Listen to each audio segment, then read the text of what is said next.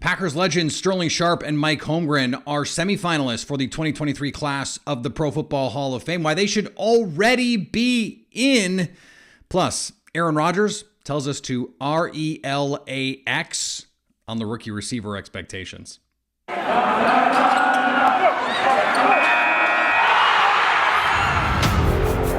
You are Locked On Packers, your daily Green Bay Packers podcast. Part of the Locked On Podcast Network, your team every day. You are Locked On Packers, part of the Locked On Podcast Network, your team every day. I'm Peter Bukowski, and I cover the Packers for The Leap, a newsletter I would love for you to subscribe to. You can follow me on Twitter, Peter_Bukowski. Follow the podcast on Twitter at Locked On Packers. Like us on Facebook, subscribe to the podcast, iTunes, Spotify, Google Podcasts, wherever you find podcasts, you will find Locked On Packers, the #1 Packers podcast on the internet, and the show for fans who know what happened. They want to know why and how. Thanks for everyone who makes Locked On Packers their first listen every day. We hope you like starting your day with us as much as we like starting our day with you.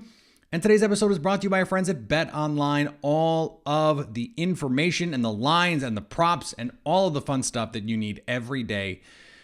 If you're trying to win some money betting on sports, BetOnline, where the game starts. A lot to cover on today's show, and we're going to have some fun over the next couple days because we've got some great guests lined up. Ben Fennell's going to be on the show here.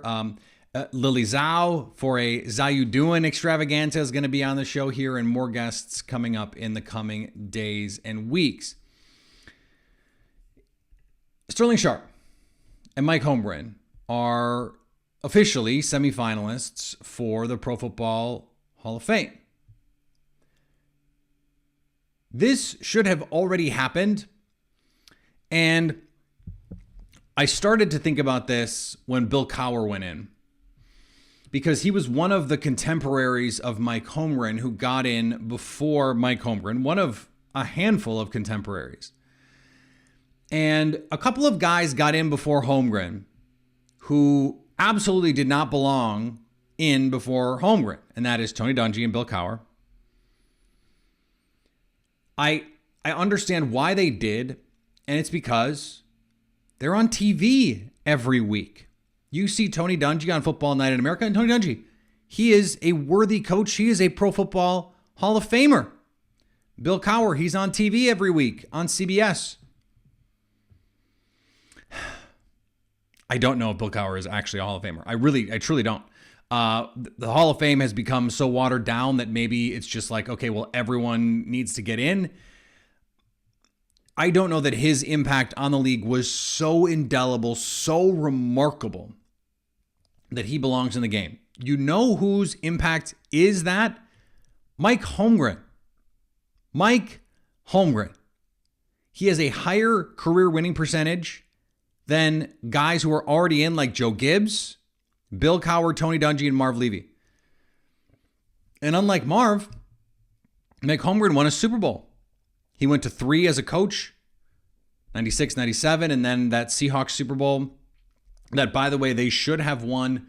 The officiating robbed them of multiple. Ben Roethlisberger was down short of the goal line, and the offensive pass interference call on the touchdown, I believe it was Darrell Jackson, was BS.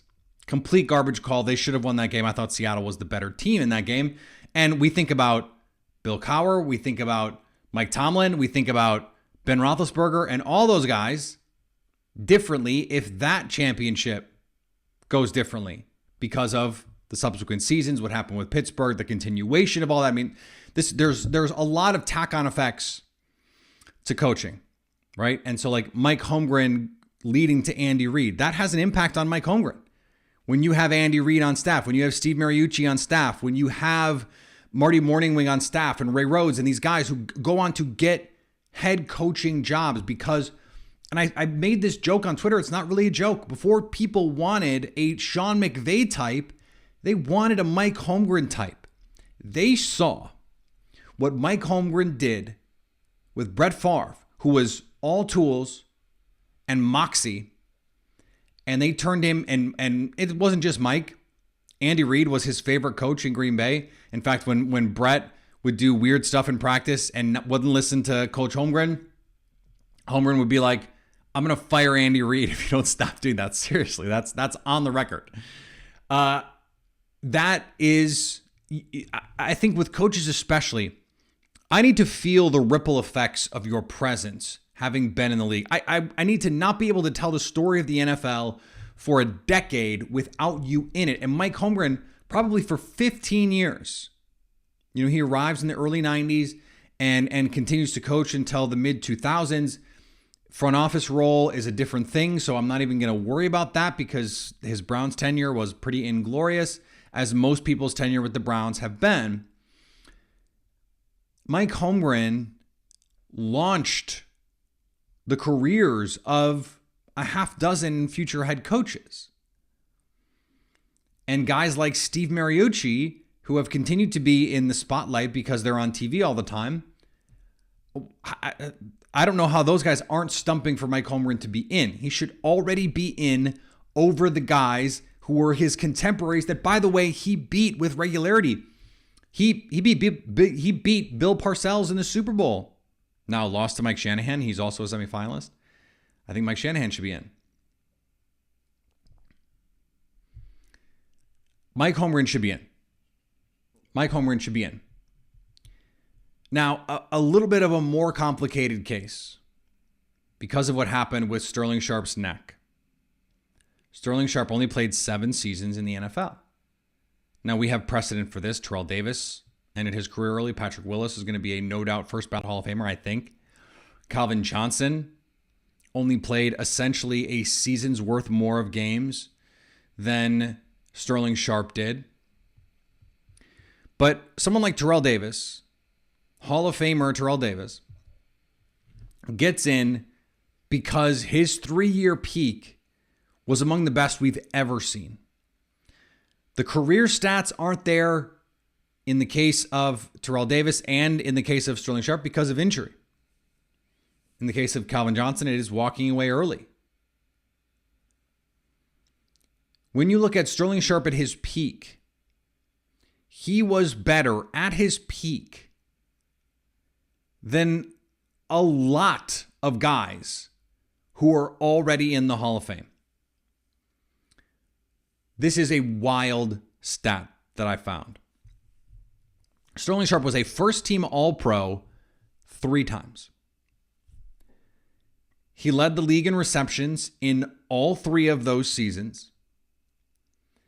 In his 7 years as a pro, by the way, he never missed a start, much less a game.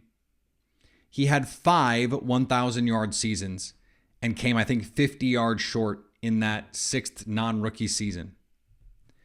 Here's the full list, okay? The full list of modern receivers, so guys in the last 30-ish years, with more first-team All-Pro seasons than Sterling Sharpe. This is everyone on the list.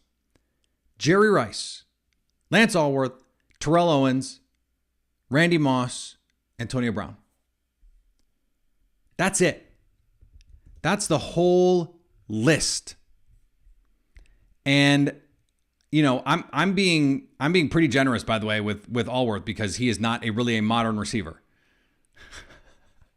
But some of the other guys who had fewer who had more were older, much older players. We're talking about like 30s, 40s, 50s kinds of players. Sterling Sharpe had more first-team All-Pro seasons than Tim Brown, Isaac Bruce, Andre Reed, Michael Irvin, and Larry Fitzgerald combined. Combined. Tim Brown, Isaac Bruce, and Andre Reed had 0 goose egg. Not one. There was no season in which you could make the case Tim Brown was the best receiver in the league, or maybe even the second or third best receiver in the league. Especially true for Isaac Bruce and Andre Reed. Sterling Sharpe played against all of those guys. He was on the field with Michael Irvin and Andre Reed and Tim Brown. He outperformed them. And in fact, he outperformed them with quarterback play that was not great. And I looked it up. In the one season in which Sterling Sharpe, other than his rookie season, did not quite make it to 1,000 yards, the Packers were 4-12. It was a Lindy Infante special. And the quarterbacks for the Packers that season were Mike Tomczak, Don Bukowski, and Blair Keel. They combined to score 17 touchdown passes. They combined to throw a bazillion interceptions. No, but they combined to score or to complete under 53% of their passes. It was a disaster. A disaster. And so I don't know how you can hold that productivity against him. Peak value is something we already take into consideration with NFL players. Gale Sayers is in because of his peak value, not because of his career worth. Terrell Davis is in because of his peak value, not because of his career worth. And let's be honest, Randy Moss is in because of his peak value, not because of his career worth. He has one more Pro Bowl selection than Sterling Sharpe and one more first-team All-Pro Sterling Sharpe. If Sterling Sharpe, instead of hurts his neck, gets traded and stays healthy and goes to even somewhere that has a bad QB, he probably makes another All-Pro team, another Pro Bowl team, and then his status is unimpeachable. And if he stays healthy, we might be talking about one of the 2 or 3 greatest modern receivers in league history. He was T.O. before T.O. and without the drama. If you have not seen the Sterling Sharpe phenomenon, I was trying to find a word that does it justice because he was a size speed freak. Enormous, but could run, could make plays after the catch. He was a prototype. He was the archetype for a West Coast offense. If he stays healthy, if he plays 10 seasons, he's a no doubt Hall of Famer. An absolute no doubt Hall of Famer. And is one of the 5 best receivers ever. We're talking about him again, like Terrell Owens, like Randy Moss. I don't know. I think Jerry Rice is in a conversation of his own. That's okay. But after that, he'd be right in that mix. And unfortunately, at least narratively, he's not there now. All right, we're going to talk about what Aaron Rodgers said about his rookie receivers coming up in just a second. Before we do, let's talk about our friends at BetOnline. BetOnline is your number one source for all of your betting needs and sports info. Find the latest developments, league reviews. We've got baseball going on. We've got golf. It's the Open Championship this year. Notice I did not say the British Open. If you want to sound like a noob, say the British Open. It's the Open Championship, or people in the UK will get mad at you. We've got a lot to bet on there. I've got some ideas on what you might want to do. I posted a video if you want to go look. BetOnline.net is the fastest and easiest way to check out all of your favorite sports and events, including MMA, golf, boxing. BetOnline, where the game starts. So, Aaron Rodgers went on Pat McAfee's show. Didn't do anything too weird. He did say he was going to finish, I believe, top 20, top 15 in the Lake Tahoe ACC Championship event. He finished top 10, so good for him. But he was asked about the receivers, about expectations, and he did something that I appreciated. And for some of you, you're going, wait a second, whoa.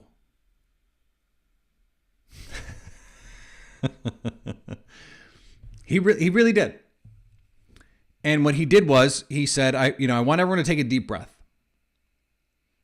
And it was, I think, both a way of him to say, I want the narrative to relax a little bit. I want the media scrutiny, take the media scrutiny and turn the gauge down a little bit.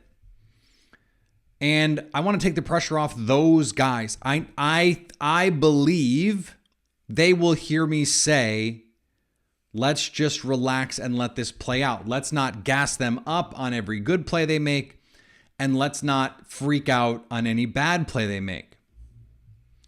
My buddy Zach Cruz made the point that we will, of course, gas them up on all of the good plays they make. Yeah, we are almost certainly going to do that. And that's, look, I think that's okay. I don't think that was what Rodgers was trying to avoid. I think what he was trying to avoid was Christian Watson and Romeo Doubs come in and they don't compete right away to be awesome, and fans go, these guys suck. He knows what that feels like. And so he is setting expectations in a reasonable space to say, look, these guys have to learn the offense. They have to figure out what's going on here. They have to figure out what I expect from them. They have to figure out what the coach expects from them. And then they have to figure out how the defense is going to attack them, which is this whole other thing that they're trying to understand. These are not easy. They're not easy additions to make into an offense, and they're not easy adjustments to make for rookies who are trying to come in for a Super Bowl team. This is a team that feels like they can compete for a Super Bowl. I believe they can compete for a Super Bowl. The Vegas odds makers believe they can compete for a Super Bowl. So there are going to be lofty expectations on these players. Now, I do think Christian Watson can come in and contribute. I do think Romeo Doubs can come in and contribute. They can give you snaps. What you have to hope for is that Al Lazard and Randall Cobb and Sammy Watkins and Big Bob Tunyon and Mercedes Lewis and Josiah DeGuara and Aaron Jones and A.J. Dillon and Matt LaFleur can hold down the fort until these guys are really ready to be big time and prime time performers. Now, have we seen rookies come in and provide real high level productivity in year one? Yeah, we have. Jamar Chase did it. Justin Jefferson did it. I think T. Higgins to a certain degree did it. Michael Pittman to a certain degree did it. Brandon Ayuk to a certain degree did it. I know I'm focusing on 2020, but you can go back and look at some of the 2021 guys, and they did it. Now the 2020 class was historically good, so it's a different idea. But Amari Rodgers, you hope, takes a step forward. You hope you don't need these guys to be great right away. That part of this aside, I kind of want to focus on what Rodgers is doing here, because I also think it is a reminder to him that this is a little bit of self-talk. And this is a guy who I think is big into self-talk. He is very introspective and has these conversations with himself and has mantras, and he does box breathing, and he does these things. And by the way, I'm not disparaging any of that stuff. I'm actually a big believer in things like mantras and box breathing. Out on the golf course, I do box breathing. That's just like me with my buddies. I'm trying to win a match, and I believe in that. Of course, I think it would benefit professional athletes. I know professional performers who have mantras and do box breathing and do that kind of stuff. So I don't want to make it seem like I am disparaging those things. I'm not. But this is part of the whole picture here with Rodgers. Is I think he, without digging too far into his mind, he clearly understands that he needs to exercise patience. And he has not always been the most patient player, not always been the most patient leader, not always been the most patient quarterback. And I think him coming out and saying this allows him to get ahead of the story. And so if in a couple weeks we get into training camp and they aren't playing to the standard, go back to 2019 or 2018 when Marquez Valdez-Scantling and Equanimeous St. Brown and Jamel Moore are going through training camp, and Aaron Rodgers is just like, they're not playing to the standard. And I was on this show saying, I wish he hadn't said that. But you know what? If he had come out in June, July and said, we need to exercise patience, and this is going to take some time, and these guys are acclimating, and they're all trying to figure this out, and then in mid-August, let's say, says these guys aren't playing to the standard, that has a very tonally different feel. Because he started from the place of, let's give it time. He gave these receivers the benefit of the proverbial doubt and the benefit of the narrative doubt. So then if they go out and they don't perform, that gives him the cover to say, look, I said we need to be patient, but these guys are not performing where they need to be. If in fact that is the case. So far, we've heard a lot of really good stuff about the productivity, and we haven't been able to see everything that's gone on, right? So we're not, we don't have this sort of impact and insight on what's happening. I think once training camp comes, we'll have a lot better insight and a lot better grasp on what's going on. We'll actually see them playing games, and that's because that's what matters, right? Them playing, the practicing is important. And, for Aaron Rodgers, he'll say, the practice is just as important as the games. That's not strictly speaking true. If you practice great and then play crappy in the games, not particularly useful, right? So process, I think, is good and useful, and we need to talk about process. And I'm a big believer in let's focus on process, not just outcomes. But ultimately, what we care about is what happens. The why is often in process, but we also need to talk about what happened. And if these guys are not producing, we'll see it. And if they are producing, we'll also see it. So, I don't think he is trying to be like, okay, let's set expectations low and then everything above that is going to be great. I don't think he operates that way. But I do think what he is doing is trying to cushion the narrative. Say, okay, let's not make these guys out to be more than they are. I think it's also a part of this. He said, I want production, not potential, which feels directly pointed at Christian Watson. But that's neither here nor there. And it may not even be a negative thing. It may just be like hey, yeah, these guys this is the highest drafted receiver we've had here in a long time. We traded up to get him.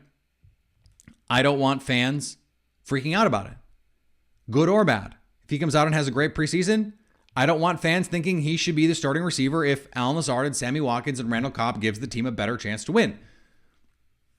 That's part of the deal too. He wants these guys to come in and feel like they have to earn it. And I think that's really good leadership. I appreciate that that's the way that he handled it. And I think, frankly, it was the best way to handle it. All right, we're going to finish up here in just a minute. But before we do, let's talk about our friends at Rock Auto. Save time and money when you use Rock Auto. Why endure pointless or intimidating questions at a normal auto chain auto parts store dealer? You don't want to deal with that. That sounds like a nightmare. And what's worse, you might end up spending 30%, 50%, even 100% more for the same parts. You could go to rockauto.com and spend a fraction of the price. And they have everything you could need. Brake parts, tail lamps, motor oil, even new carpet. Go explore their easy-to-use website and find the solutions for your auto parts needs. Go to rockauto.com right now and see all the parts available for your car or truck and write Locked On in their How Did You Hear About Us box so they know we sent you. Amazing selection, reliably low prices, all the parts your car will ever need. rockauto.com. Thanks for making Locked On Packers your first listen every day. Now go make your second listen Locked On NFL. Our national NFL experts and insiders keep fans dialed in with the biggest stories and the latest news from around the league, because an offseason doesn't mean a break in the action. I just wanted to very, very briefly mention this. It wasn't even a report. It was a prediction from someone in Pittsburgh Steelers media that the Steelers would let Deonte Johnson walk and that the Packers would sign him to some monster deal, some deal worth, $22, $23, $24 million a year. I don't think it's out of the realm of possibilities for the Packers to spend big on a receiver. And clearly I don't. If you've listened to me for any length of time, you know that I've talked about the DK Metcalf trade possibilities, the Keenan Allen trade possibilities, the Tyler Lockett trade possibilities, the 0% Deebo Samuel trade possibilities, the Terry McLaurin possibilities. And I believe the Packers would be willing to pay the sticker price for those kinds of players. Do I think they would do a deal like this with Deonte Johnson? I don't. I think more likely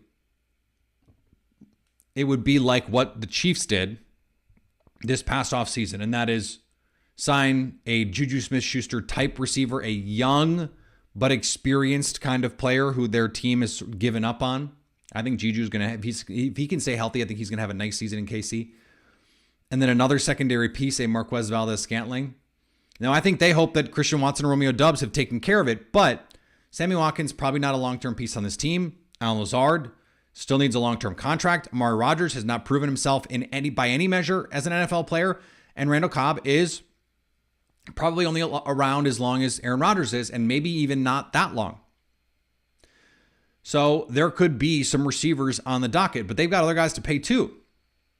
They got to pay Elton Jenkins. They got to pay Darnell Savage. They got to pay Rashawn Gary. I think they would prioritize that money over going outside the organization to find a receiver, albeit a very good receiver when healthy, but also a diminutive receiver. Someone who the Steelers picked ahead of where he was projected to go. So is it possible? Could it happen? Sure. Do I think it's altogether likely? No, I don't.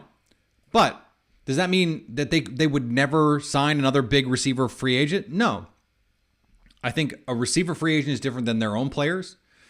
Like, I think if in 3 years Christian Watson is an awesome player, they'll look into extending him at a top of market rate. If Alan Lazard has an awesome season, I think they'd be willing to pay him.